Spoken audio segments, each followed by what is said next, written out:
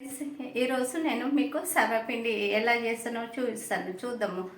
గ్లాసడు బియ్యం పిండి, ఉల్లిపాయలు, పచ్చిమిరపకాయలు,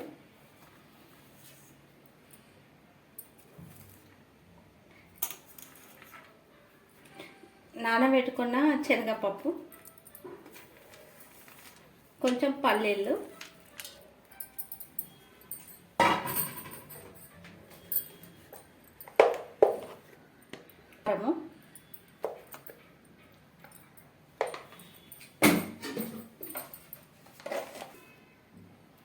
ఉప్పు, తగినంత ఉప్పు,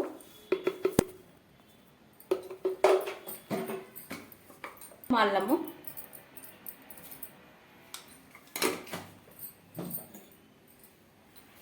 ఇవన్నీ బాగా కలుపుకోవాలి. సర్వపిండి బాగా కలుపుకోవాలి.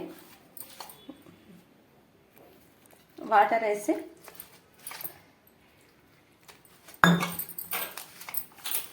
ముద్దలాగా వేసుకోవాలి.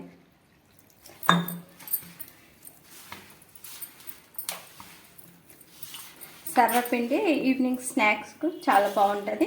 మనం ఎక్కడన్నా వన్ డే టూర్కి వెళ్ళినప్పుడు ఇవి త్వరగా చేసుకొని మనం వెళ్ళొచ్చు. స్నాక్ లాగా బాగుంటుంది.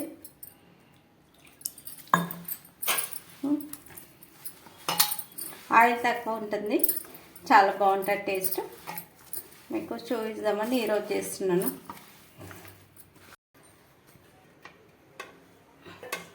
కొన్ని స్ప్రెడ్ చేసుకోవాలి.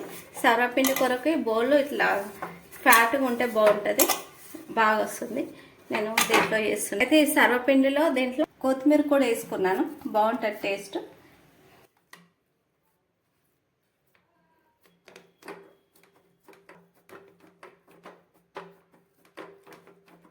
కొన్ని దీనికి హోల్స్ పెట్టుకోవాలి, ఇట్లా హోల్స్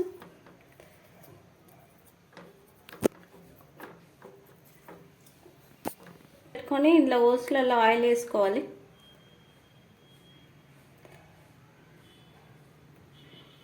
హోల్స్ ఎందుకంటే బాగా ఉడుకుతుంది.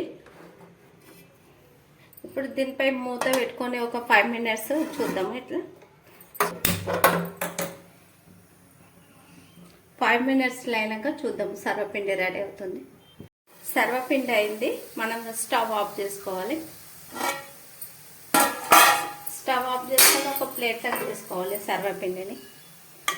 ఎంతో టేస్ట్ అయిన సర్వపిండి మనము టమాటా చట్నీతో తింటే బాగుంటుంది. ఎరుకొట్టి టేస్ట్ చేయండి, చూడండి. Okay, bye, thank you.